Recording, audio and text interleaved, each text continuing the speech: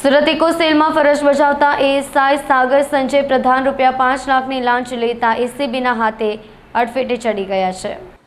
આપણે ત્યાં કોઈ પણ સરકારી કામ પૈસા વગર ન થાય તેવી છે। સરકારી કર્મચારીઓ કે અધિકારીઓ લોકોનું કામ કરવા માટે લાંચ લેતા હોય તેવા અનેક કિસ્સાઓ પ્રકાશમાં આવ્યા છે।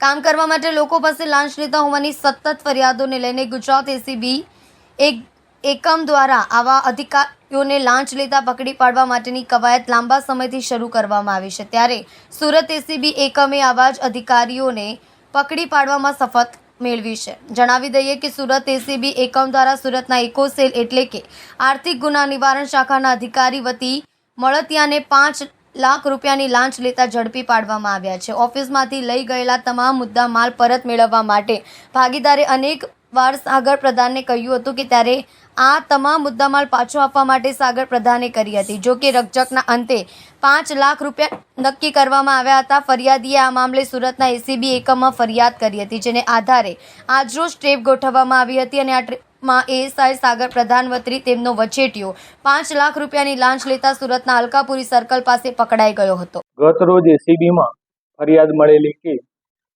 ઇકો સેલ સુરત શહેરમાં ફરજ બજાવતા સાગર સંજય પ્રધાન એએસઆઈ જેઓ એક મુંબઈના ચીટિંગના ગુનાની તપાસ કરી રહેલ હતા, જે કામે તેઓએ આરોપી તથા મુદ્દામાલ હસ્તગત કરેલ, જે મુદ્દામાલમાં લેપટોપ, ડાયમંડ વગેરે મુદ્દામાલ હતો, જે મુદ્દામાલ છોડવાના અવેજ પેટે આ કામના ફરિયાદી પાસેથી તેઓએ ₹15 લાખની માગણી કરેલી અને એ ₹15 લાખ પૈકી ₹5 લાખ લેવા માટે તેમના ભાઈ ઉત્સવ સંજય પ્રધાનને તેઓએ ગતરોજ મોકલેલ, જેઓ ₹5 લાખ લેતા રેડ હેન્ડ પકડાઈ ગયેલ છે અને આ બંને ઇસમો વિરુદ્ધ કાયદેસર કાર્યવાહી કરી અને તપાસ હાથ ધરવામાં આવેલ।